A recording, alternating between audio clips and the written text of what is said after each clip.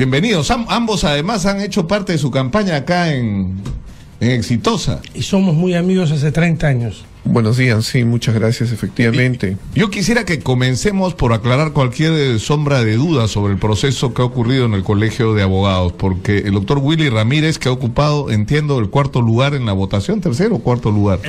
Cuarto lugar en la votación, porque Ruth Monge ha estado en tercer lugar, me parece. Sí, efectivamente. Él dice que ha habido que el proceso ha sido fraudulento.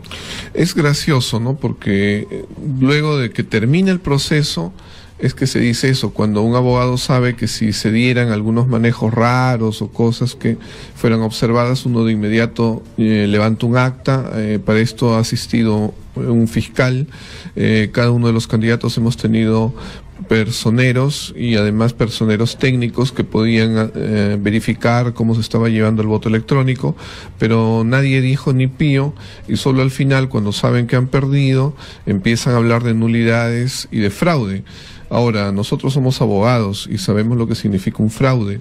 El hecho de que haya habido falta de experiencia y errores por el comité electoral y también por quienes han llevado las elecciones, que es una empresa hiper que no tenía experiencia previa y era absolutamente previsible que iban a incurrir en errores. Pero errores ¿como cuáles? Como que, por ejemplo, colocaron demasiadas máquinas para votar electrónicamente en un espacio pequeño, lo que motivó que en algunos momentos se caiga el sistema y que se hicieran grandes colas porque no funcionaron todas las que debían de funcionar. Hemos tenido colas de hasta de 7 cuadras, abogados molestos que tuvieron que estar 4 o 5 horas para votar. Pero precisamente ese sacrificio que han hecho los abogados que se han quedado, no solo para votar por las listas de los dos que estamos aquí, sino de todas las que participaron, legitima precisamente la elección, porque ellos se quedaron hasta el último, no dejó de votar ninguna de las personas que inició la cola, y evidentemente no existió ningún fraude, porque un fraude es la alteración de la voluntad de esos abogados. Porque además la sensación que queda ya, si en el Colegio de Abogados hay fraude en la elección, el decanato, ya que nos queda, ¿no? Nicolás, digamos, si fuera cierta la denuncia. No es cierta la denuncia. Es más, las encuestas en boca de urna me daban como ganador a las 10 de la mañana, a las 11 hasta las 6, después pasó, Pedro me pasó, y Willy Ramírez Chávarri estuvo sacando encuestas que eran falsas, que eran mentirosas durante 4 meses, como si él estuviera en primer lugar. Nosotros sabíamos perfectamente que había 2 listas que tenían la preferencia del electorado, que era la lista de mi amigo y ex alumno de San Marcos, Pedro Angulo. ¿Por quien voy a votar en la segunda vuelta o no? Pedro Angulo, escúcheme, Nicolás, yo tengo Pedro Angulo una amistad de larga data, y yo soy uno de los que sostuve alguna vez que mi amigo Pedro va a ser fiscal de la Nación. Pedro es una buena persona, es un hombre de buena fe, y al que yo estoy feliz de haber llegado a la segunda vuelta con Pedro, porque Pedro sí es un abogado con condiciones. Los demás candidatos son buenos, pero todavía necesitan pues un proceso de maduración de algunos años para que el gremio los conozca un poco más. No ha habido fraude electoral. En mi Colegio de Abogados de Lima respetamos la ética profesional, y yo respaldo totalmente a la presidenta del Tribunal Electoral, la doctora Flor Loza. Es una mujer íntegra, una abogada gremialista. Lo que pasa que es una costumbre de algunos años, se ha dado con algunos candidatos que están reclamando ahora, que los perdedores lloran y reclaman, haciéndole daño a nuestro gremio. Ahora, vayamos a lo que debería ser el centro de la atención en esta discusión en relación al Colegio de Abogados, que es cómo replantear el rol del Colegio de Abogados en la sociedad peruana. Porque hemos atravesado una situación bien complicada. Es decir, el Colegio de Abogados debería ser una entidad con una autoridad sobre el país. Por ejemplo, ¿no? Cuando se plantea un debate como el de las agendas, o se plantea un debate sobre la constitucionalidad o no de una investigación del Ministerio Público, la opinión del Colegio de Abogados debería ser trascendente. Es decir, digamos, no puede generar consecuencias legales, pero sí puede ser una opinión Lamentablemente eso ¿Y esto no ha ocurrido? No ha ocurrido porque hay decanos que han buscado el colegio de abogados para ser presidente de la República. Hay otros decanos que han ido al colegio de abogados y se han dedicado a litigar, como nuestro querido actual decano. Hay otros decanos que se han dedicado a su empresa de venta de libros. Nosotros necesitamos un decano a tiempo completo, que en este caso, en mi caso, yo dejo mi estudio jurídico, se queda a cargo mi hijo, y me dedico al 100% al decanato, porque además, en momento de las elecciones presidenciales, el colegio de abogados va a jugar un papel determinante en los pronunciamientos jurídicos frente a temas fundamentales que se van a presentar, y lógicamente lo que está en juego es la democracia del Perú. Entonces, si el Colegio de Abogados de Lima ha perdido el rol de ser la brújula jurídica del país, es porque hemos tenido decanos con falta de liderazgo. Recuperaremos ese liderazgo como conciencia jurídica, porque nosotros los abogados, Pedro y yo, que representamos hoy a 68.000 abogados, somos los constructores jurídicos del Perú y los defensores de la democracia. Pero ¿cómo van a hacer para que eso ocurra? Porque ahí es donde debería haber las diferencias. Digamos, hasta ahora está claro que ustedes tienen una relación cordial y de mutuo respeto, pero son dos candidatos diferentes. ¿Qué es lo que va a hacer esa diferencia? Si los abogados optan por votar por uno u otro. Lo primero que quisiera decir, efectivamente, que yo tengo una relación de amistad de muchos años con el doctor Julián Palacín, y un respeto, ¿no? Y me siento muy contento, además, de que lo que nosotros decíamos es lo que se reflejó en la realidad. Es decir, que nosotros éramos los que estábamos en algunos momentos variando entre el primer y segundo puesto, y que eso es lo que se ha reflejado, o sea, y eso lo decían, digamos, el 99% de las encuestas menos una. Y en relación a lo que se pregunta, efectivamente, el problema es que nosotros recordamos las épocas de Raúl Ferrero Costa, Aramburu Menchaca, Vidal Ramírez, decanos que eran consultados por el Congreso, decanos que los periodistas los buscaban para que sean una voz cuando se estaba hablando de alguna reforma de una ley. Cuando había alguna controversia, la palabra del Colegio de Abogados era, digamos, si no ley, la que enrumbaba las cosas. Era digamos, buscada, ¿no? Era escuchada, y eso lamentablemente se ha perdido. Hace muchos años que al colegio no se le siente, es más, se siente a veces la presencia de decanos de otros colegios. En ese sentido, nosotros pensamos recuperarla, y eso quiere decir ingresar al debate, tomar posición, no rehuir los temas que a veces son incómodos, donde están a veces involucrados personas que uno conoce, amigos, pero uno tiene que tomar una posición, porque de otra manera no se sirve al país, y el colegio tiene una misión en relación al país. Ahora, hay un tema clave en este momento en relación a la crisis que vive la sociedad peruana, que tiene que ver con la ineficiencia y la corrupción en el sistema judicial. Y el problema es que quienes componen el sistema del Ministerio Público, el Poder Judicial, son abogados, finalmente. Y es cierto, por lo menos desde acá uno tiene la impresión de que en el Ministerio Público se están haciendo esfuerzos por cambiar las cosas, pero la cantidad de fiscales y jueces involucrados en casos de corrupción, que encarpetan los procesos, que son cómplices de que los casos terminen en impunidad, ¿no? Y que incluso en el extremo son hasta parte de las organizaciones ¿no? mafiosas. Bueno, aquí la primera diferencia con mi amigo Pedro. Yo pongo en debate el caso Orellana. El vicedecano de Pedro Angulo, el notario Jorge Luis González Loli, es uno de los abogados notarios que ha debido ser investigado por la Comisión de Ética del Colegio de Abogados de Lima, porque en su notaría se hicieron gran parte de los arbitrajes Orellana. Está en este momento en la resolución de procesamiento de Orellana. Es decir, en la notaría del vicedecano se han hecho los escrituras públicas Orellana. Pero además, yo, Julián Palacín, soy el único candidato al decanato del colegio que he enfrentado a la banda Orellana. Y le quité la casa del señor Orozco en San Borja a la banda de Orellana, y la juez fue la señorita Laura Márquez Rivera, que está relacionada con el vicedecano de Pedro Angulo y con Carlos Pérez Ríos. Resulta que me acaban de condecorar, me han generado que la juez que está investigada por el Congreso, o es juez, porque le hice despedir del Poder Judicial, por lo menos del juzgado magdaleno, la ex juez, como me puse fuerte en el Poder Judicial y dije, esta señora le dio propiedades no a uno, sino a varios casos de la banda orellana, me han querellado, una querella que le han hecho hace una semana. Yo creo que acá se acabó. No. Se acabó la amistad. No, es que no, hay amistad porque. Pero Julián, te estás diciendo porque que Pedro no tiene nada que ver.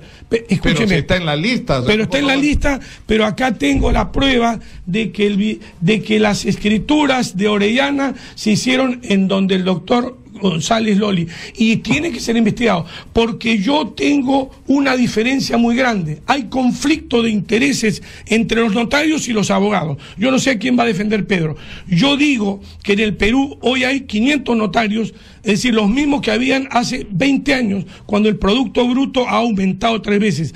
Y la primera ley que voy a sacar, y esto es una primicia, la primera ley que voy a presentar el proyecto es que quiero 1.500 notarios más en Lima, porque tenemos 35.000 abogados que ganan sueldo mínimo y 500 notarios cobran de 10 a 20 millones, facturan por año. Entonces la riqueza está mal distribuida. Dejemos que Pedro Angulo responda, porque es serio, ¿no? O sea, tener a alguien, si es verdad, como dice Julián Palacín, involucrado en la organización de Orellana, no es lo mejor que le podría pasar al Colegio de Abogados si fuera cierto.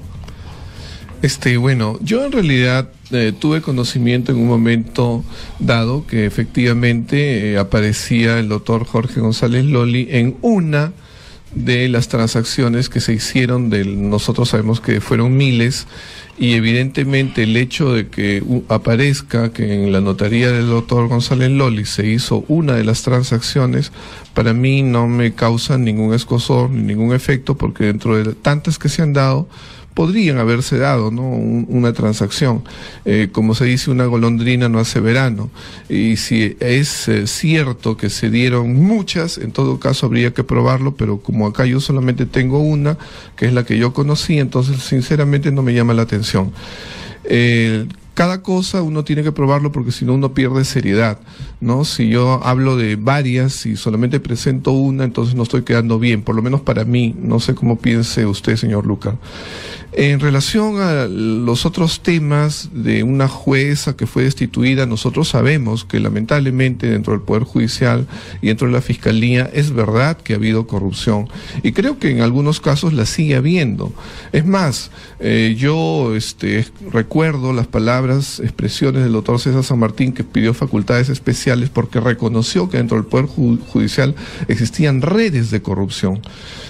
Yo sé que eso es así, que siempre es un peligro, y definitivamente como colegio tenemos que asumir responsabilidad.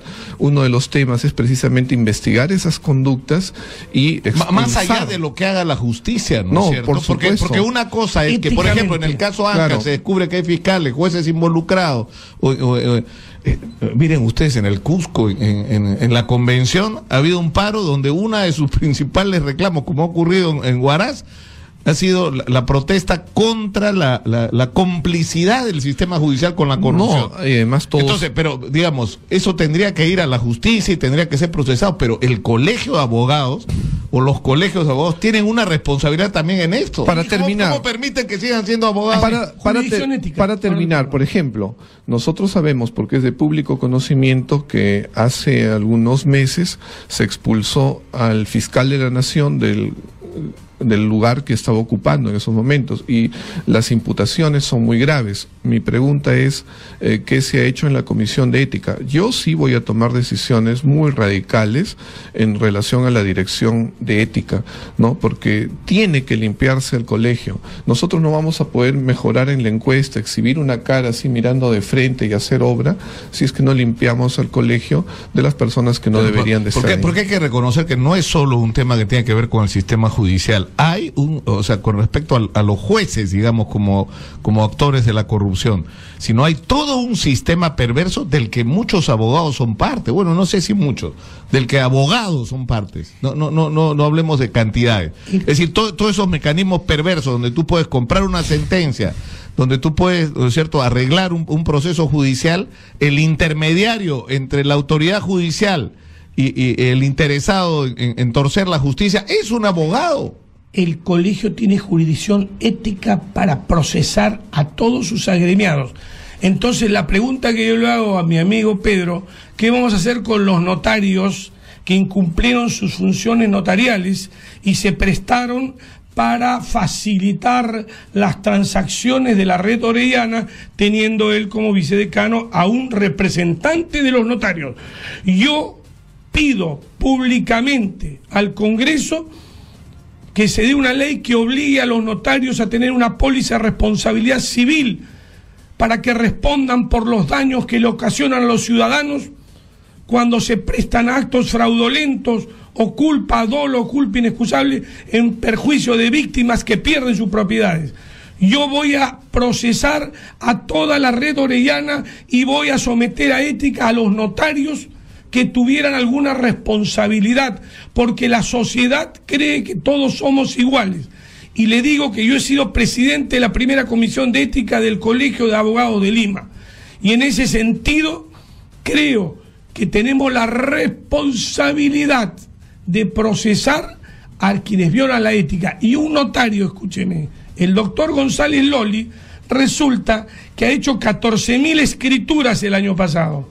14.000 escrituras dividido 300 días hábiles, es decir, que el doctor González Loli, nuestro vicedecano, ha hecho 6 escrituras por hora. Ha violado la ley notarial. Ningún notario puede, cumpliendo todos los requisitos de la ley notarial, hacer 6 escrituras por hora. Y si no le da el tiempo para atender su notaría, ¿cómo va a desatar el decanato del Colegio de Lima? Yo voy a poner en orden el sistema notariado y anuncio algo más. Trabajo para 40.000 abogados. Vamos a ver la posibilidad de que, aparte de nombrar 1.500 notarios, ¿no es cierto?, para que no haya un oligopolio y concentración, ¿no es cierto?, económica en pocas manos mientras mi gremio se muere de hambre, vamos a ver delegar a todos los abogados ciertas facultades notariales, ¿no es cierto?, para que tengan más trabajo, porque mi obligación como decano es velar por los puestos de trabajo de mi gremio. Terminamos con Pedro Angulo, porque se ha metido acá Julián tremendo discurso electoral, ¿no? Parece candidato presidencial ya. Como decía, todavía, al menos aquí, objetivamente no hemos salido más allá de un documento en el cual efectivamente hay una vinculación para uno de los casos, pero no estamos hablando ni de decenas, ni de cientos, y mucho menos de miles. En relación al trabajo que haya desarrollado el doctor González Loli, evidentemente es una persona que tiene bastante éxito, que tiene mucha organización. Estamos hablando de una de las notarías más grandes y bien administradas de Lima. Entonces, evidentemente debe hacer un buen trabajo. No sé exactamente cuáles son la cantidad de documentos que he efectuado, pero tampoco aquí hay ningún documento ni nada que lo demuestre, todo es verbal, y en ese sentido considero, que lo que se dice no está mal, ¿no? Las personas que incurran en delitos de todas maneras deben ser investigadas. Sí. Y finalmente nosotros tenemos que ver, evidentemente, por la mayoría de los colegas, que son los abogados, en el sentido de que sí es verdad que han de tener algunas facultades notariales. Me parece bien. En otros países, sobre todo en Centroamérica, los abogados tienen facultades notariales y eso mejora sus condiciones. No son notarios, pero sí pueden tener algunas facultades. ¿Las elecciones cuándo son? ¿La segunda vuelta? Sábado 12 de diciembre. O sea, quedan 10 días, digamos, de campaña. 10 días en donde los votantes tienen que ver un poco... ¿Y cuándo se va a resolver la observación? Porque está presentada formalmente. Me dicen, Willy Ramírez está acá, el doctor Willy. ¿Ustedes tienen inconveniente en que él pase? Ninguno. Nosotros debatimos entre los que hemos salido en primera y en segunda vuelta. Me parece absolutamente razonable. No ningún debate con los que han perdido la elección. Además, ahora, ¿cuándo se va a resolver esto? ¿Cuándo se va a formalizar? Yo creo que se resuelve hoy o mañana, pero es totalmente infundado, ni nos preocupa. Pero sí le quiero decir, Nicolás, que el 12 de diciembre hay un compromiso con la historia. Los abogados pueden votar por el continuismo, que es la lista de mi amigo Pedro Angulo, en donde están miembros de la Junta de Chanamé y Willy Ramírez Chávarri, como Ser Serván, están gente de Walter Gutiérrez, como es el doctor Willy Contreras, que tuvo el problema de los dólares de la caja, están gente de Nique. Es decir, en la lista de mi amigo Pedro Angulo vienen miembros de todas las juntas directivas que han fracasado. En la lista de Julián Palacín vienen los mejores profesores de San Marcos, ex vocal de la Corte Suprema, Jorge Carrión Lugo, y José Roberto Rendón Vázquez, ex vicerrector de San Marcos. Mi lista es totalmente independiente. Si quieren por el cambio, votan por el 3. Si quieren que siga la Junta de Chanamé y Moretti, votan por el 15. A ver, que hable el 15. Solamente para decir que nosotros tenemos una lista de colegas bastante transparente, con mucha capacidad de acción, con mucha capacidad de gestión, que estamos juntando experiencia, efectivamente, de colegas que antes han participado en listas anteriores y que no se van a sentar en el cargo a preguntar qué es lo que tengo que hacer, qué es lo que le pasa a los que carecen de experiencia. Evidentemente hemos combinado con otros colegas, varios de los cuales son profesores y que están en toda su juventud, en todo su vigor, y que evidentemente con creatividad van a dar lo mejor de sí para el colegio. Nosotros estamos considerando prácticamente hacer la modernización del colegio, y lo peor que podríamos hacer es retroceder en esa modernización con quienes ya tienen un pensamiento antiguo y que no van a aportar. Una última pregunta antes de terminar, que es la pesadilla esta del Consejo Nacional de la Magistratura, que ha estado envuelto en tanto escándalo que es el organismo encargado de elegir a los jueces y fiscales y de destituirlos, y que está atravesado por lo que a todas luces parece una crisis de representatividad. O sea, ¿cómo es posible que haya ese nivel de crisis en quienes tienen que elegir a nuestros jueces y fiscales? Hemos planteado que el Consejo Nacional de la Magistratura está deslegitimado. Solo lo tienen que integrar abogados, y no cualquier abogado, los mejores juristas en base a un currículum, en base a un proyecto de ley que se va a presentar, porque ahí tiene que ir lo top del derecho. No puede ir una psicóloga, no puede ir una enfermera, porque no tiene los conocimientos para poder analizar la conducta de nuestros magistrados y fiscales. Ha sido un error conformar el Consejo Nacional de la Magistratura con personas que académicamente no están preparadas. Nosotros sostenemos que en el Consejo Nacional de la Magistratura tiene que estar el Colegio de Abogados de Lima con 3 representantes, las universidades con 1, y veremos qué otro sector con otro, pero tienen que ser abogados con trayectoria académica, que hayan escrito, por ejemplo, como Jorge Carrión Lugo, 20 libros, o como Jorge Rendón Vázquez, 30 libros, o como mi amigo Pedro, 5 o 6 libros.